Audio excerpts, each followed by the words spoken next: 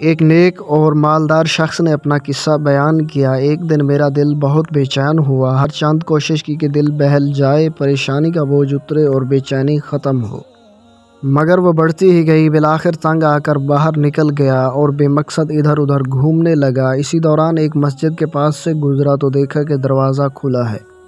فرض نمازوں میں سے کسی کا وقت نہیں تھا۔ میں بے ساختہ مسجد میں داخل ہوا کہ وضو کر کے 2-4 رکعت نماز ادا کرتا ہوں، ممکن ہے دل کو راحت ملے۔ وضو کے بعد مسجد میں داخل ہوا تو ایک صاحب کو دیکھا کہ خوب رو رو کر گڑ گڑا کر دعا مانگ رہے ہیں اور کافی بے قرار ہیں۔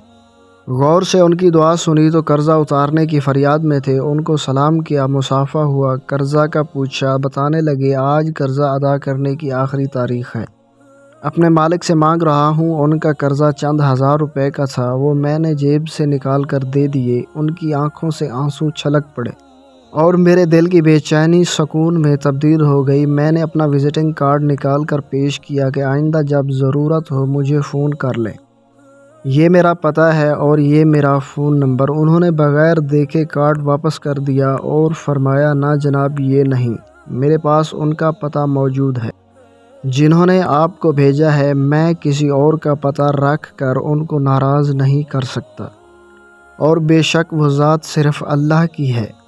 سبحان اللہ۔ ثواب کی نیت سے آگے شیئر کیجیے، ہو سکتا ہے آپ کے ایک شیئر سے کسی کے دل میں یہ بات اتر جائے۔ جزاک اللہ۔